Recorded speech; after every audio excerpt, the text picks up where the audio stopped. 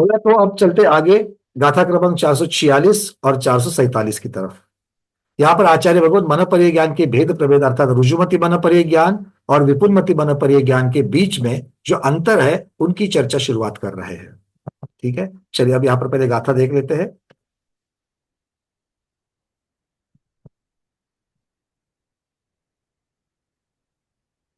नीरज जी, ये सब कुछ अभी जो मैंने कहा था गंधर्व का वर्णन, क्या क्या चीजें हम लोग उसको जोड़ेंगे, क्योंकि जितना तिलोय परिणति वगैरह, मतलब अगर आप रिद्धियों का देखेंगे तो रिद्धियों के मार्फत कम से कम मैंने 10-15 पेजेस जो है वो पहले से जोड़ दिए हैं। ठीक है, जिसको चाहिए उसको अलग तरीके से दे देंगे, क्योंकि विस्तार बहुत हो रहा है इन चीजों का। ठीक है, जिसको चाहिए तो वो जरूर दे देंगे। चलिए यहां पर गाथा देख लेते हैं, 446 क्रमांक और 447 क्रमांक। इंदियनो इंदिय जोगादि पेक्षित्तु उजुमदी होती निरवेख्य विउलमदी ओहिम वाहोदि नियमेण पडिवादि पुनः पडमा अपडिवादि होदि विदीयाहु शुद्धो पडमो वो शुद्धतरो विद्य बोधु। इंद्रिय नो इंद्रिय योगादि, इंद्रिय नो इंद्रिय और योग आदि की अपेक्षा करके कौन होता है? पेक्षितु, पेक्षा से, अपेक्षा से, उजुमति होदी, रुजुमति मन पर ज्ञान होता है। मतलब रुजुमति मन पर ज्ञान में, नीचे चार्ट में दिखाया गया है, रुजुमति मन पर ज्ञान में अपने और अन्य के इंद्रिय, नो इंद्रिय अर्थात मन और योग, इनकी अपेक्षा, अपेक्षा मतलब सहायता किसे चाहे लगती है? रुजुमति मन पर ज्ञान को लगती है। ठीक है, और निरवेख्य विमूलमति ओहि वा होदि नियमेण, ओहि मतलब अवधि ज्ञान, अवधि ज्ञान की तरह विपुलमति, विपुलमति मन पर ज्ञान, निरवेख्य, इन सब की जिनकी अब चर्चा की थी उसकी अपेक्षा ना करते हुए उसके निरपेक्ष होदि नियमेण, ये नियम से होता है। अर्थात विपुलमति मन पर ज्ञान में अवधि ज्ञान की तरह या रुजुमति मन पर ज्ञान की तरह इंद्रिय मन योग आदि की अपेक्षा सहायता की जरूरत नहीं होती है।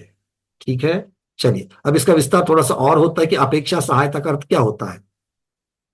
पडिवादि पुनः पड़मा, प्रथम अर्थात दोनों में से, दोनों वेद में से पड़मा मतलब पहला कौन सा है? रुजुमति मन परिज्ञान। वो कैसा है?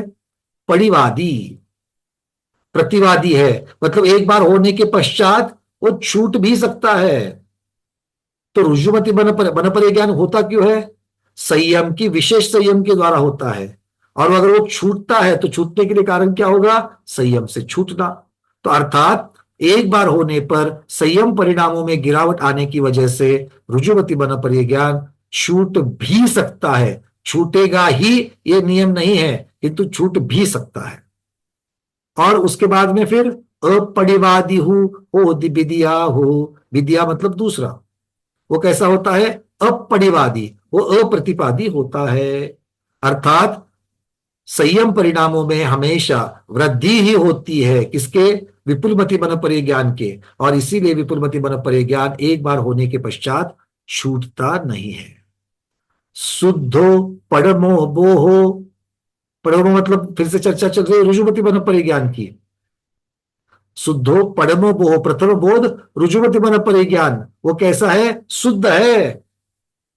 रुजुमति मन परिज्ञान कैसा है? शुद्धो, शुद्ध है। और विद्य बोहो अर्थात द्वितीय विपुलमति मन पर क्या कैसा है? शुद्धतरो, शुद्धतर है। अर्थात दोनों में अगर शुद्धता की तुलना की जाएगी तो रुजुमति से विपुलमति मन पर ज्ञान अधिक शुद्ध होता है, ये यहां पर कह रहे हैं। ठीक है, शुद्धो पड़मो बोहो, पहला जो ज्ञान है वो शुद्ध है, और द्वितीय बोहो दूसरा जो है वो शुद्धतर है। ठीक है, चलिए कहते हैं कि ज्ञान विशुद्ध होने से क्या होता है? ज्ञान विशुद्ध होने से केवल ज्ञान की प्राप्ति होगी कि नहीं होगी? तो कहते हैं कि ज्ञान विशुद्ध होने के साथ, इसके साथ में अर्थात रुजुमति के साथ में केवल ज्ञान हो भी सकता है और नहीं भी हो सकता है। ऐसा नियम नहीं है कि उसी भाव से छूट जावे, मोक्ष को चले जाएंगे, क्योंकि केवल ज्ञान होगा तो नियम से मोक्ष जाएंगे जाएंगे। विपुलमति मन पर्याय ज्ञान में कैसा है? वो तो शुद्धतर है। उसका अर्थ क्या होता है? कि विपुलमति मन परिज्ञान एक बार हो जावे तो उसके साथ में नियम से केवल ज्ञान होगा ही होगा, और वो जीव उस भव से नियम से मोक्ष जाएगा। अर्थात विपुलमति मन परिज्ञान अंतिम भवावतारी को ही होता है। अगर किसी ने अगली आयु बांधी है, किसी का वो अंतिम भव नहीं है, तो वो रुजुमति हो सकता है, विपुलमति वहां कदापि नहीं होगा। समझ में आ रही है बातें? छोटी छोटी बातें हैं, पहले से जानते हैं, उसका थोड़ा सा रिवीजन चल रहा है। अब आगे रुजुमति और विपुलमति, इनकी जानने की प्रक्रिया कैसे है, प्रोसेस जो है जानने की मन परिज्ञान की, वो कैसे है, इसकी चर्चा अब गाथा क्रमांक 448 और 449 में की जा रही है। दिख रहा है आपको स्क्रीन के ऊपर? परमणसिंठियमठम इहा मदिना उज्जुठियम लह्य पच्चा पच्चक्षेणय उजुमदिना जानदे नियमा चिंत्यम चिंत्यम वा अद्धम चिंत्यमणेय भेय गयम ओहिम वा विवुलमदि लहि ऊन विजानये पच्छा। परमनसी ठियमठम इहा मदिना उजुठियम लहिय। कहते हैं कि परमनसी, दूसरे के मन में, पर मन दूसरे का मन, उसमें क्या है, ठियमठम रुजु स्थित सरलता से जो विराजमान है, क्या अर्थ विषय, जो दूसरे के मन में सरल विषय सरल अर्थ जो विराजमान है, जो स्थित है, उसे इहामदिना इहामति ज्ञान के द्वारा ग्रहण किया जाता है। लहिय, कौन किसकी चर्चा चल रही है? रुजुमति की चल रही है। और आगे क्या कह रहे हैं? पच्छा पच्छक्षेणय, उसके पश्चात, इहामति ज्ञान से ग्रहण करने के पश्चात रुजुमति मन परे ज्ञान के द्वारा जान दे नियमा, प्रत्यक्ष जानता है। तो रुजुमति मन परे ज्ञान को पहली प्रोसेस देखो, लेफ्ट साइड में चार्ट में दिखाइए, ये कैसे जानता है? तो दूसरे जीव के मन में जो चिंतन पूर्ण है, चिंतन का विषय त्रिकाल हो सकता है, किंतु अभी जो चिंतन है वो चिंतन संपूर्ण है, आधा अधूरा नहीं है। ऐसे चिंतन में जो रूपी पदार्थ का जो चिंतन है, उसे पहले इहामति ज्ञान पूर्वक जानता है कि इसके मन में क्या है। पहले ये जिज्ञासा उन मन परे ज्ञानधारी मुनियों को होनी चाहिए कि इसके मन में क्या है। अगर मान लो मैं रुजुमति मन परे ज्ञानधारी हूं और मेरे सामने अगर दीपा दीदी आकर के बैठ जावे, या दीपा दीदी अगर मेरे क्षेत्र में अगर है, सामने भी नहीं है किंतु मेरे रुजुमति मन परिज्ञानी का जितना क्षेत्र है उस क्षेत्र के अंदर वो बैठी है, तो मेरे मन में अगर जिज्ञासा होगी कि दीपा दीदी के मन में क्या चल रहा है, ये ये जिज्ञासा उस मन परिज्ञानधारी को होनी जरूरी है। उसके बिना वो रुजुमति वाले नहीं जान पाएंगे। तो पहले ये जिज्ञासा उत्पन्न होती है, उस जिज्ञासा के द्वारा सामने वाले के मन में क्या है उसको आत्मा के द्वारा प्रत्यक्ष जानते हैं। मतलब सबसे पहले इहामति ज्ञान कहां पर उत्पन्न होगा? स्वयं के मन में होगा। उससे क्या जानेंगे? सामने वाले के मन में क्या चल रहा है। और ये जानेंगे कैसे? प्रत्यक्ष आत्मा के द्वारा जानेंगे। तो दो प्रोसेस हो रही है। पहली प्रोसेस इहामति ज्ञान, मतलब मन परिज्ञानधारी मुनिराज के स्वयं की आत्मा मन में उत्पन्न हो रहा है, और फिर उसका जो विषय सामने वाले के मन में चल रहा है उसको वो अपनी आत्मा से प्रत्यक्ष जाने। क्लियर है रुजुमति का? और इसका विषय कैसा होगा? त्रिकाल विषय होगा, किंतु संपूर्ण होगा, आधा अधूरा नहीं होगा। चलिए, और जो भूला बिसरा चिंतन है, कल होने वाला चिंतन है, उसको भी नहीं जानेंगे, अभी का चिंतन।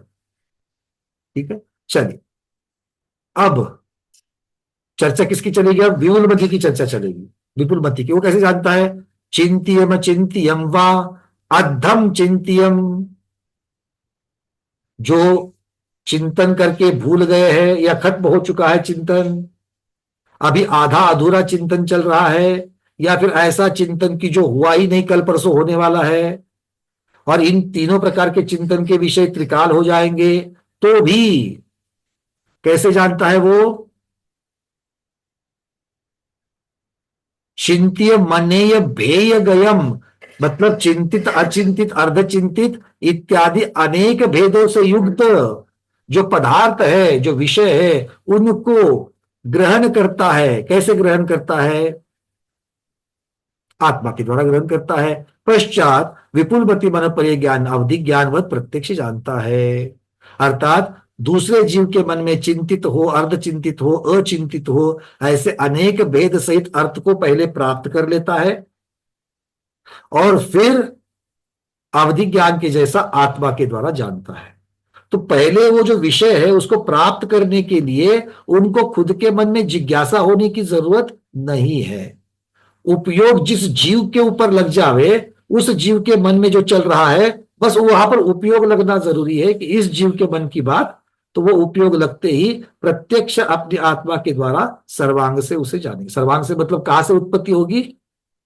उनके हृदय स्थित 8 पंखुड़ी के द्रव्य मन में उसकी उत्पत्ति होगी और जानेंगे सर्वांग के आत्म प्रदेश से। ठीक है, इस प्रकार से ये है। समझ में आ रही है बातें? ये ऋजुमति कैसे जानता है और विपुलमति कैसे जानता है?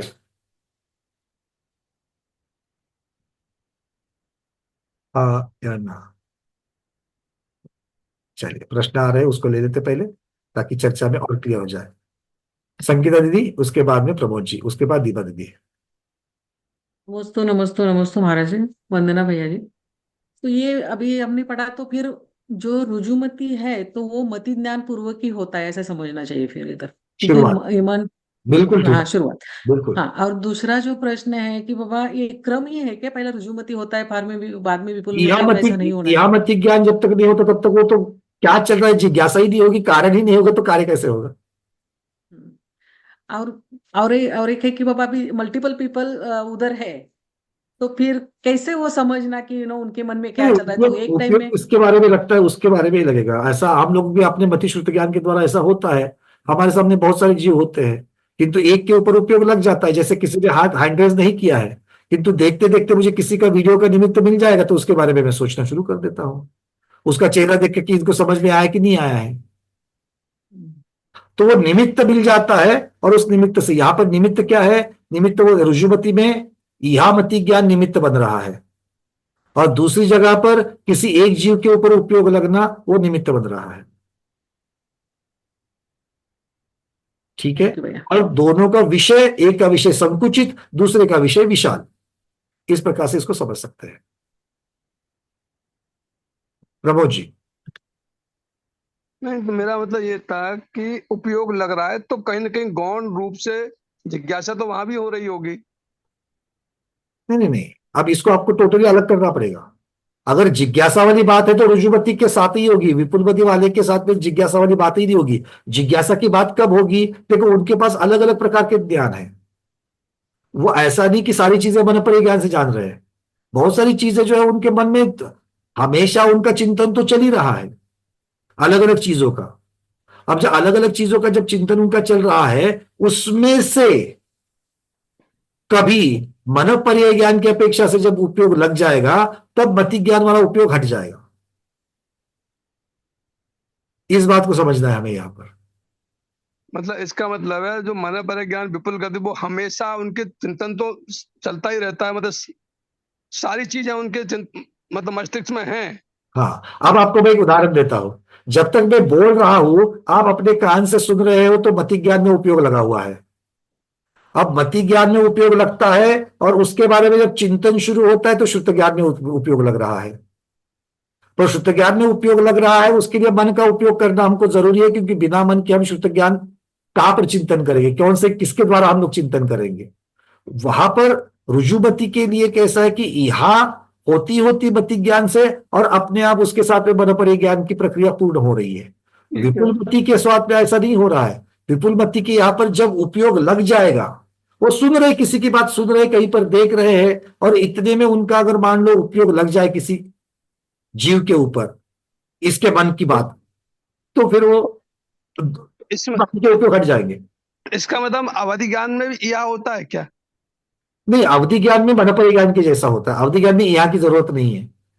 अवधि ज्ञान में भी उपयोग लगाने, देखो दोनों भी जगह पर मनोपरीय ज्ञान भी है और ये भी है। उपयोग जब तक नहीं लगता है तब तक ज्ञान का कार्य नहीं होगा।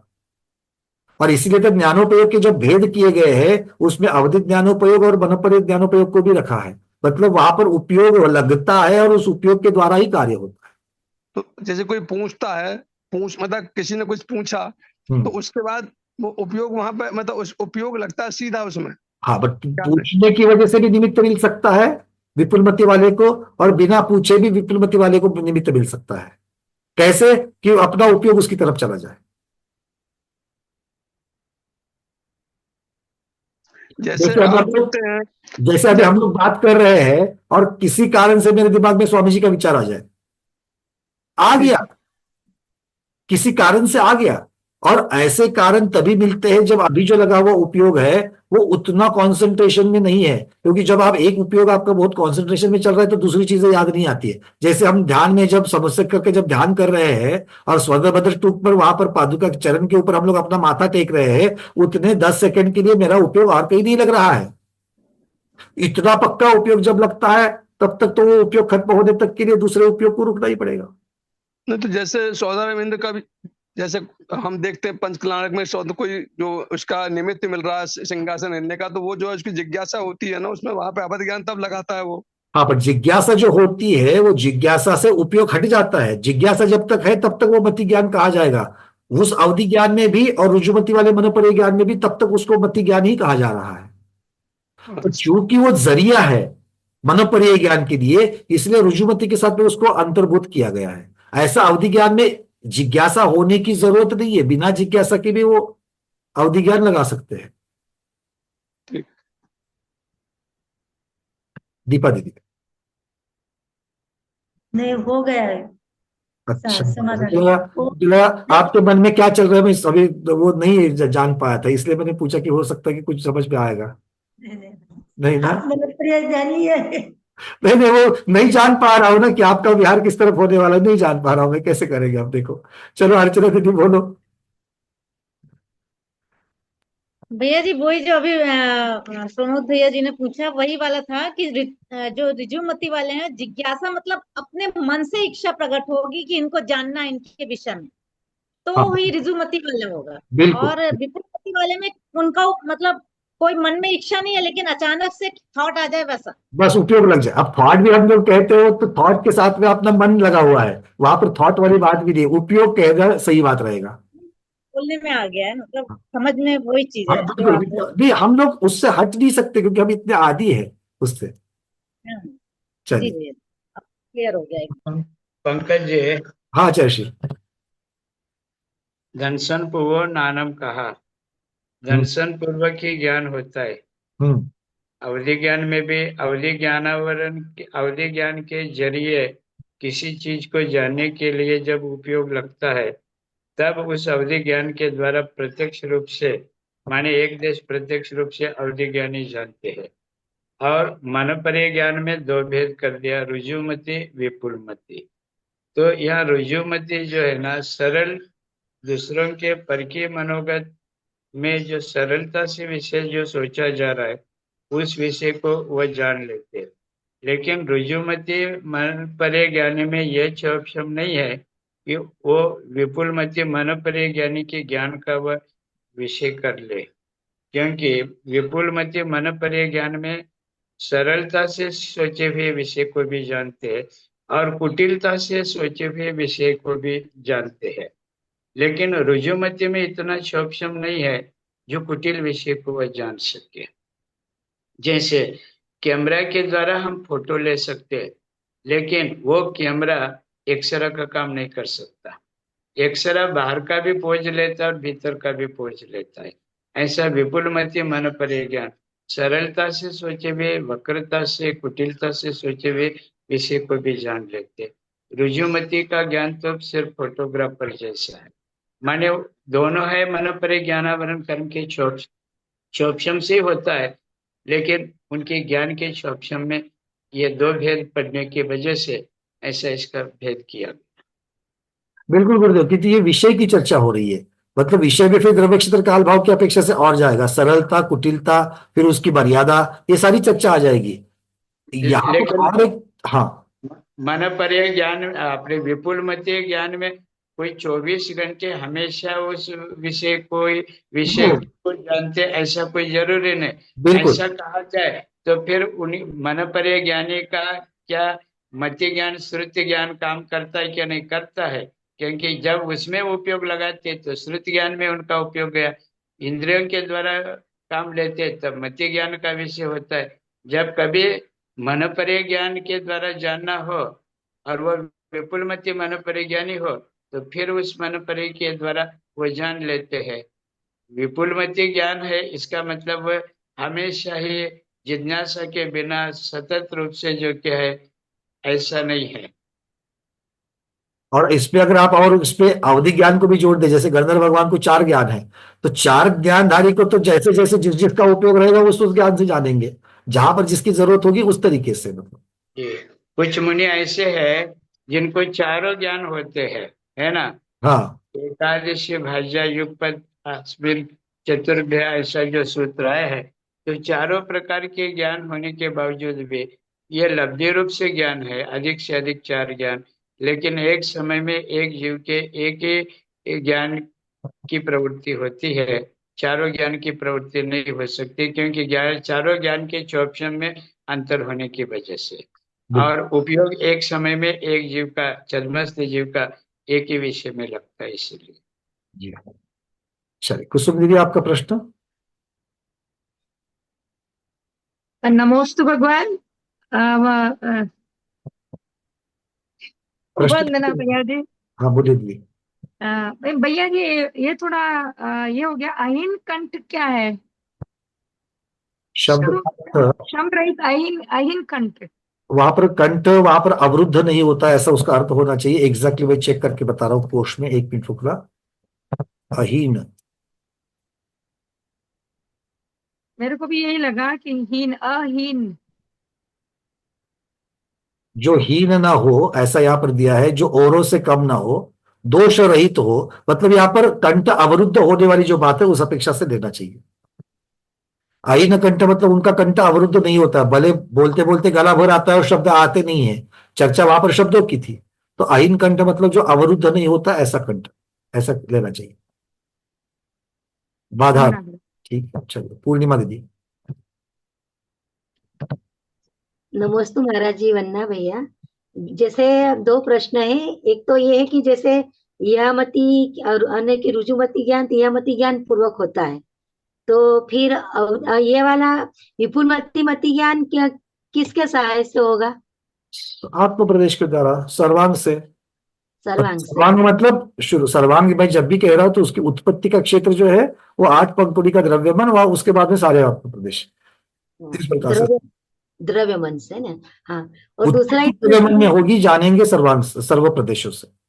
हाँ, तो और दूसरा ही प्रश्न है मेरे गुणस्थान से है कि जैसे 3 करण, तो 3 करण की परिभाषा समझ में आ रही है कि जैसे अधप्रवत करण तो 7वें गुणस्थान का नाम दे दिया। गुणस्थान वाली चर्चा थोड़ा सा विषयांतर हो जाएगा, आप मुझे व्हाट्सएप पर मैसेज कर दीजिए, मैं उसका उत्तर दे दूंगा, ठीक है। चलिए गंगवाल जी। नमस्ते आचार्य श्री, वंदना भैया जी। ये सरलता पूर्वक विचार और कुटिलता पूर्वक विचार, इसका उदाहरण देके सरलता का विचार कौन सा है और कुटिलता का विचार कौन सा है, आप ही ये जरा बताइए, समझाइए। आप ही तो बताइए। सरल विचार करते हैं हम लोग, बोलो आप, मतलब सरल विचार हम समझ में करते नहीं हैं। आया। अरे सरल विचार नहीं करते हम लोग, जिस चीज जो जिसका जैसा स्वरूप है वैसे सरल विचार कर लेते हैं। और कुटिलता का विचार कैसे आएगा? जैसे उसका मिथ्या की अपेक्षा से वर्णन कर लोगे, गलत वर्णन कर लोगे। कोई ज्ञानी है उसके बारे में कोई अज्ञानी अहंकारी कर लो, कह लो उसको, ये कुटिल हो जाएगा। अच्छा, ये तो कथन की अपेक्षा से आ गया। आप रूपी पदार्थ के बारे में जैसा रूपी पदार्थ है वैसा अगर नहीं सोच रहे हो तो वो कुटिल हो जाएगा। सरल और कुटिल, इसको ऐसा कह सकते हैं कि मिथ्या ज्ञान कुटिलता पूर्वक, मिथ्या सोच, क्योंकि मिथ्या श्रद्धान की अपेक्षा से मिथ्या कहा गया है, बट मिथ्या ज्ञान और कुटिलता में मुख्यता से और वक्रता भी, कषाय वाली वक्रता भी जोड़ दे रहा हूं उसके साथ में, क्योंकि मिथ्या में सिर्फ श्रद्धांत की अपेक्षा से हो गया कि मैं उसको जानबूझ करके गलत नहीं कह रहा हूं, मेरी सोच ही वैसी है, मतलब मैं पहले से उसको ऐसे ही जानता हूं, ये हो गया मिथ्या। कभी कभी जानबूझ करके भी उसको उल्टा बताया जाता है, वो हो गया कुटिल। हाँ, अच्छा, ठीक है ना? तो कुटिलता दोनों की वजह से आ सकती है। अच्छा। चलिए, रूबी दीदी। अ, वंदना भैया जी, हाँ जी। नमस्ते गुरु। अ, मैं ना ये जानना चाह रही थी, जैसे ऋजुमती का है, हम जैसे कोई मतलब हम नॉर्मली में भी ले सकते हैं कि नहीं, मैं ये जानना चाह रही, जैसे उदाहरण के लिए कोई जना हमारे सामने बात कर रहा है, हंस रहा है, हंसते हुए बात कर रहा है वो हमसे, तो हम जो ऋजुमती है वो तो ये देखेगा, हाँ, अच्छा हंस रहा है तो खुश है, ठीक है। लेकिन जो विपुलमती है वो, और वो मतलब बंदा जो बात कर रहा है, हंसते हुए बात कर रहा है, पर वो अंदर से बहुत दुखी है ना। तो ऋजुमती तो देखेगा, हाँ हंस रहा है, ठीक है, ये तो खुश है, ये तो बहुत खुश है। लेकिन जो विपुलमती है वो थोड़ा मतलब उसकी चाहे साउंड से या मतलब उसकी हाव भाव से कुछ भी समझ के वो पकड़ लेगा कि नहीं, ये ऊपर से ही दिखा रहा है, ये अंदर से दुखी है। नहीं दीदी, तो यहाँ पर सबसे पहली बात तो ये समझ लेना, भावों की चर्चा नहीं चल रही है, रूपी पदार्थ की चर्चा चल रही है। तो मन में चिंतन जो है वो रूपी पदार्थ के बारे में होना चाहिए, तभी विपुलमती हो या ऋजुमती हो, उनकी चर्चा तब आएगी जब रूपी पदार्थ का चिंतन हो रहा है। अब रूपी पदार्थ का चिंतन अगर सरलता से हो रहा है, जैसा है वैसे हो रहा है, इसमें कोई और छक्का पंजा नहीं है, वो मतलब है ऐसा ऐसा ऐसा चिंतन हो रहा है, तो वो रुजुमती वाले जानेंगे। उनकी कक्षा में द्रव्य की अपेक्षा से वो उनके प्रमाण में बैठना चाहिए। आगे चर्चा आएगी कि द्रव्य का प्रमाण कितना जानते हैं, कितने क्षेत्र में जानते हैं, कितने काल का जानते हैं, कितने भाव का जानते हैं, तो उनकी मर्यादा का अगर विषय होगा, और सरलता से अगर जो चिंतन हो रहा है उसी को वो जानेंगे। जो कुटिलता से अगर वो चिंतन हो रहा है तो वो जान नहीं पाएंगे। ये समझना वहां पर, जैसे वो राजा का जो उदाहरण आता है, वो विभंग ज्ञान की अपेक्षा से वहां पर उदाहरण दिया गया है।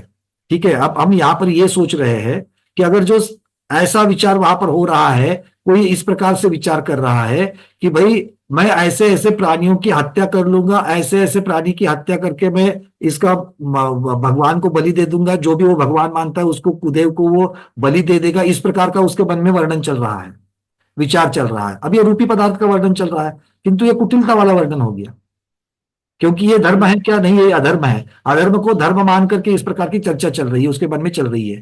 तो ये रुजुमती वाले को ये सब बात समझेगी ही नहीं कि ये इसके मन में क्या चल रहा है, ब्लैंक, वो दिखेगा ही नहीं वहां पर क्या है। किंतु विपुलमती वाले इसको समझ जाएंगे कि ये ऐसा ऐसा सोच रहा है, ये गलत सोच रहा है। मतलब ये सामने वाला जो विचार कर और रहा है उनको वो उनको क्या कर रहा है। वो जिस प्राणी की हत्या होने वाली है, वो प्राणी भी दिखेगा, वो हथियार भी दिखेगा, उनको वो जो चर्चा चल रही है कि किसको ये चढ़ाएंगे, वो भगवान का मंदिर हो या जो स्थान है वो भी दिखेगा, और इनसे संबंधित और भी कुछ चीजें दिखेगी।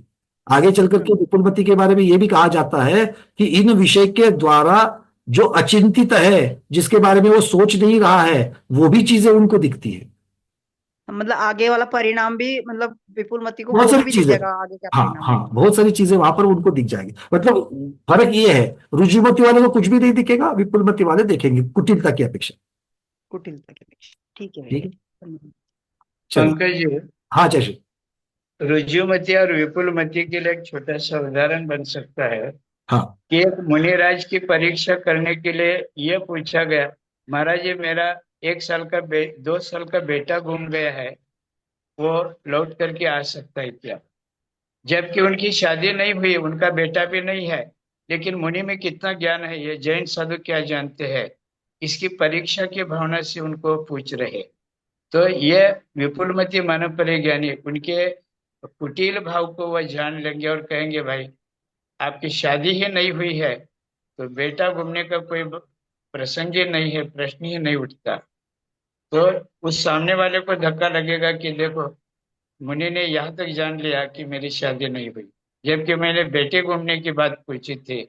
तो मुनि तो महाज्ञानी होते हैं जैन, लेकिन यही बात रुजुमती को रुजुमती पूछेंगे। मानव परिज्ञानी को पूछा जाए तो रुजुमती मानव परिज्ञानी सामने वाले की कुटिल भावना को नहीं जान पाएंगे, क्योंकि उनके पास जो ज्ञान है वह रुजु रुजु माने सरलता से। अब सचमुच में किसी के 2 साल की बेटा गुम गया और वह रुजुमती को पूछा जाए तो कि हाँ इस दिशा में आपका बेटा है और मिल जाएगा करके, लेकिन विपुलमती को पूछा जाए तो वह रुजुमती के विषय को भी जानने की वजह से उनका समाधान भी कर सकते हैं, और कुटिल भावना से पूछा गया तो भी विषय भी वह बता सकते हैं। बहुत सुंदर उदाहरण, बहुत सुंदर होते। मानिक पाटिल दीदी पूछिए।